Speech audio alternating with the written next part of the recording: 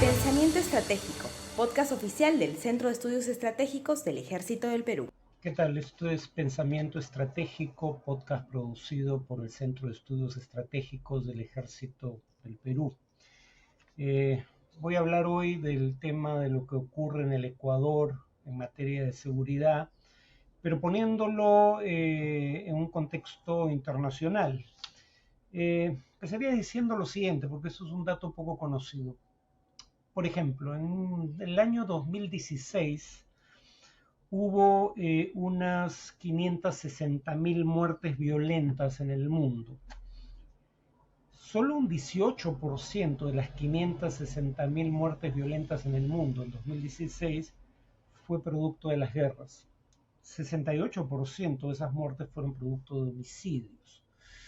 Aunque tal vez a raíz de las guerras en Ucrania y Gaza, eso puede haber cambiado en parte, sigue siendo cierto que la mayoría de las muertes violentas en el mundo son producto de homicidios, no de conflictos políticos, homicidios dolosos de carácter criminal. Y América Latina muestra lo que está en juego en esta materia, porque América Latina tiene alrededor del 8% de la población mundial, pero tiene a la vez o da cuenta del 38% de los homicidios en el mundo. Somos la región con mayor tasa de homicidios en el mundo, es decir, número de muertos por cada 100.000 habitantes al año. Según el medio Inside Crime, aún teniendo la mayor tasa de homicidios en el mundo, América Latina está viendo crecer en años recientes esas tasas. Y los homicidios crecen básicamente producto del crecimiento del narcotráfico. Para empezar, poco más del 90% de los homicidios se cometen con armas de fuego. Y en su gran mayoría estos involucran organizaciones de tráfico de drogas. Un estudio en 2011 señalaba que las bandas que controlan el comercio de droga en América Central estaban involucradas en la cuarta parte de todos los homicidios cometidos en América Latina en años previos. También se puede ver el tema del papel del narcotráfico en las tasas de homicidios de la siguiente manera. Ahí donde hay homicidios, donde inequívocamente la causa es un conflicto entre bandas de narcotráfico o entre bandas de narcotráfico y fuerzas del orden, las tasas de homicidios son mayores que en el promedio nacional. Por ejemplo, en 2022 la tasa de homicidios del Ecuador era de poco más de 25 homicidios por cada 100.000 habitantes al año. Pero en Guayaquil, el principal puerto para la salida de la droga del país, la tasa de homicidios era de 48%, es decir, casi el doble que la media nacional. Ahora, si los homicidios en América Latina crecen producto del narcotráfico, a su vez, lamentablemente, lo que estamos viendo en años recientes es que el narcotráfico también está creciendo. Por eso crecen las tasas de homicidios, porque el narcotráfico es la principal fuente de homicidios en la región. ¿Por qué crece el narcotráfico en la región y en el mundo? Por tres causas principales. Primero, el crecimiento del tráfico de nuevas drogas, como las metanfetaminas. La incautación de metanfetaminas, por ejemplo, se multiplicó casi por 3, o sea, fue el triple prácticamente, en 2021 en comparación con el año 2015. Entonces, primero crece el mercado global de nuevas drogas o para nuevas drogas, como las metanfetaminas. En segundo lugar, surgen nuevos mercados para viejas drogas, como el este asiático, que es un mercado creciente para drogas como la cocaína. Y en tercer lugar, surgen, en parte producto de lo anterior, nuevas rutas para el comercio de drogas, particularmente para el comercio de cocaína. En el caso de Ecuador, estos dos últimos factores, el surgimiento de nuevos mercados, por ejemplo en el este asiático, y la búsqueda de nuevas rutas para la comercialización de drogas ayudan a explicar el crecimiento del tráfico de drogas a través de Ecuador y de manera concomitante el crecimiento de la tasa de homicidios vinculado al crecimiento del narcotráfico. Ahora bien, en el caso de Ecuador, habría que decir, para explicar por qué crece el tráfico de drogas a través de ese país, lo siguiente. Regiones portuarias, y hay que recordar que desde puertos en el Pacífico ecuatoriano, como los de Esmeraldas, Manta y Guayaquil, sale la mayor parte de la droga que se trafica a través del territorio ecuatoriano. La región de Esmeraldas, que tiene un puerto en el Pacífico, es a su vez una región fronteriza con Colombia.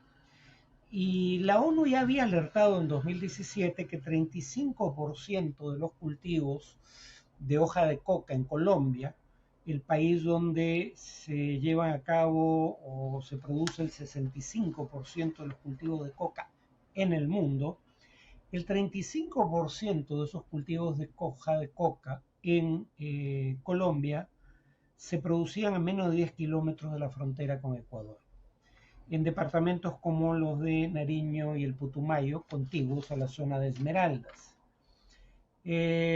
Además, el informe mundial sobre cocaína de 2023 establecía que los cultivos de cocaína habían crecido un 35% entre 2020 y 2021. De hecho, tanto los cultivos de hoja de coca como la producción y la incautación de cocaína en el mundo alcanzan cifras récord en 2021. Entonces, hay más tráfico de drogas a través de Ecuador, en parte porque hay mayor producción y tráfico de drogas en general y en particular de cocaína. Además, en el caso de Ecuador, para explicar la violencia que vemos hay que añadir otro factor, y es que hasta 2017 básicamente había tres grandes actores en el tráfico de drogas que involucraba a Ecuador. De un lado, las Fuerzas Armadas Revolucionarias de Colombia, las FARC, eran el grupo guerrillero, pero también terrorista y criminal, que controlaba el tráfico de droga desde el oeste colombiano, desde departamentos como los de Nariño y Putumayo, hacia Ecuador. Había un gran actor que controlaba la distribución de droga de Colombia a Ecuador, país de tránsito. Dos, en Ecuador había un gran cartel que controlaba el tránsito de droga a través de puertos ecuatorianos, el cartel de los choneros. Y tres, el cartel de los choneros tenía como contacto para la distribución de la droga en el mercado estadounidense al cartel de Sinaloa. O sea, en Colombia, por lo menos en la parte colindante con Ecuador, en Ecuador y en México había un gran actor con lo que podríamos llamar una posición dominante en el mercado. Eran monopolios prácticamente en sus respectivas regiones. Eso empieza a cambiar a partir de 2017. Porque en el caso de Colombia, uno, por el acuerdo de paz con las FARC, que lleva a que la mayor parte de esa organización se desbande o se desarme, y eso, sin embargo, implicó no la desaparición del tráfico de drogas, sino la fragmentación de las organizaciones o de la gran organización que solía ser las FARC, encargadas del tráfico de drogas de Colombia al Ecuador. Las disidencias de las FARC y otros grupos criminales compiten por el control del tráfico de drogas de Colombia, cocaína específicamente, a Ecuador. Dos, en el caso específico de Colombia hay avances en la lucha contra el narcotráfico, pero eso genera el llamado efecto globo. Es decir, cuando se cierra una ruta o se reduce la incidencia de una ruta para el tráfico de drogas, las rentas que genera el narcotráfico son tan altas, las ganancias por sobre, digamos, por sobre la media de la economía, que habrá siempre incentivos para buscar nuevas rutas. Eso es lo que ocurre en el caso eh, colombiano. Y entonces hay nuevos grupos de crimen organizado buscando nuevas rutas. Según el coronel colombiano Paz Miño, Venezuela se convierte en una de las rutas por las que sale el 50% de la droga producida en Colombia.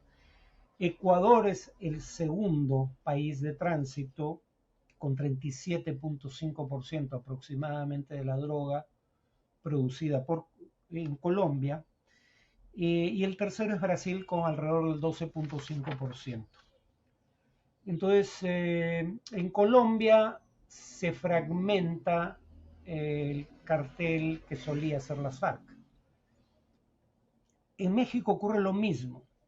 El Chapo Guzmán es atrapado en 2015, se fuga en atrapado en 2014, se fuga en 2015, es atrapado nuevamente en 2016 y en 2017, coincidiendo con lo que acabo de escribir en Colombia, es extraditado a los Estados Unidos.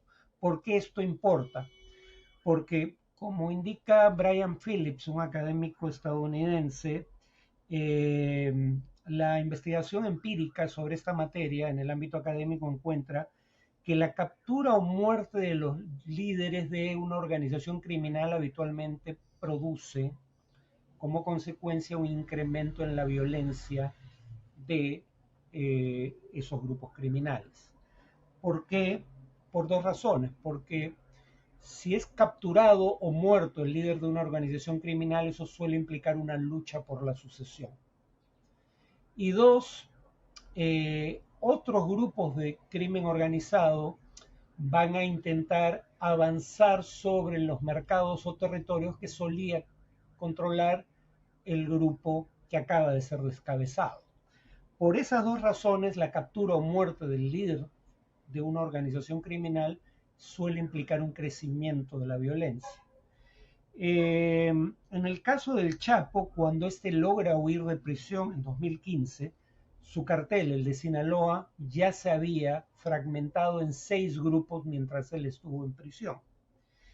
Y ya había perdido parte del territorio que controlaba como zona de tránsito para la droga o de producción, en el caso de México también, de metanfetaminas. Lo había perdido ante el cartel, sobre todo, pero no exclusivamente, Jalisco Nueva Generación. Al tener una fragmentación de carteles, tanto en Colombia como en México, distintas organizaciones criminales en cada uno de estos lugares busca distintos proveedores o distintos socios en Ecuador. Y entonces se empieza a resquebrajar el dominio sobre el tráfico de drogas que tenía en el Ecuador el cartel de los choneros. Cuando uno ve el decreto que establece que en Ecuador, a raíz de los hechos de violencia recientes, se habría constituido un contexto de conflicto armado interno, en ese decreto se habla de 22 organizaciones criminales transnacionales que están involucrados sobre todo en el tráfico de drogas y a las que se habla o se considera, se llama, quise decir, organizaciones terroristas. Ahora, ¿cuál es el problema con que en lugar de tener 3 grandes grupos de crimen organizado tengamos una miríada casi interminable de grupos ahora? Tiene que ver con el hecho de que en materia de actividad criminal son preferibles los mercados concentrados que los mercados competitivos. Cuando hablamos de negocios lícitos, los mercados competitivos generan beneficios para el consumidor, que habitualmente puede conseguir productos de mejor calidad a menor precio. Pero eso en el contexto de la regulación pública de la actividad económica. Cuando en lugar de actividades lícitas hablamos de actividades ilícitas y en particular de la actividad ilícita que más rentas genera, es decir, más ganancias extraordinarias comparadas con las ganancias o las utilidades medias de la economía. Cuando pasamos de un mercado concentrado a un mercado competitivo, el problema es el siguiente. A diferencia de las empresas en mercados legales, regulados por el Estado, cuando grupos de crimen organizado tienen conflictos de interés, no apelan a un juez para dirimir esas diferencias, apelan al uso de la fuerza. Entonces, mientras más competitivo el mercado, mayor será el número de grupos que van a competir mediante el uso de la fuerza por el control del negocio. Y eso genera más violencia que cuando el mercado estaba bajo control de grupos oligopólicos o incluso monopólicos. Entonces, ese es el problema con lo que ocurrió en estos países, ¿no? La fragmentación de las organizaciones criminales. Ahora, decía que estos grupos habían sido calificados de terroristas por parte del gobierno ecuatoriano. ¿En qué medida se sostiene esta calificación? Perdón, el terrorismo se define como la definición que no tendría mayores objeciones, porque hay múltiples que se distinguen por el grado de precisión en temas específicos que establecen. Pero una definición consensuada de terrorismo sería la siguiente: violencia premeditada contra objetivos civiles con fines políticos. Violencia premeditada contra objetivos civiles con fines políticos. Uno podría decir los grupos criminales son grupos que tienen como motivación no fines políticos, sino el lucro. Siendo eso en general cierto, aquí estamos ante una situación en la cual se dan dos características que creo que sí pueden llevar a calificar a grupos de crimen organizado en estas circunstancias como grupos terroristas. En primer lugar, un elemento que se suele añadir a la definición de terrorismo es que la violencia contra objetivos civiles pretende causar conmoción, pretende causar terror en la población para que la población civil se convierta en un mecanismo de presión sobre el gobierno para que éste cambie alguna política pública que busca cambiar quien realiza la acción terrorista. En el caso de los grupos de crimen organizado transnacional vinculados al narcotráfico, atacan objetivos civiles. La prueba de que quieren causar conmoción, diría, es la prueba fundamental, es la toma de un canal, del set de un canal de televisión mientras transmitía en vivo. O sea, no murió nadie, no se derramó una gota de sangre, pero el hecho de que probablemente millones de personas hayan visto esas imágenes contribuye a este clima de conmoción de una situación fuera de control. ¿Y cuál sería el objetivo político? Intentar que el Estado cambie una política que pretendía adoptar. ¿Qué política era esa?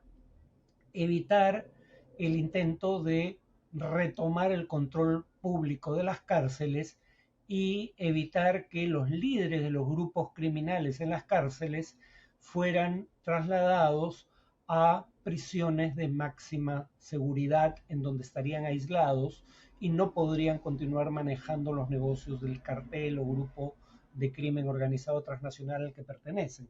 En ese sentido, aunque no estamos hablando de organizaciones que normalmente actúen con fines políticos, en este contexto sí lo hacen. Y el medio que utilizan, la violencia premeditada contra civiles para causar conmoción, también se da. En ese sentido, yo sí creo que cabe aplicar la definición de terroristas a estas organizaciones. Bueno, eso sería todo por hoy. Nos vemos en el siguiente podcast. Pensamiento Estratégico, podcast oficial del Centro de Estudios Estratégicos del Ejército del Perú.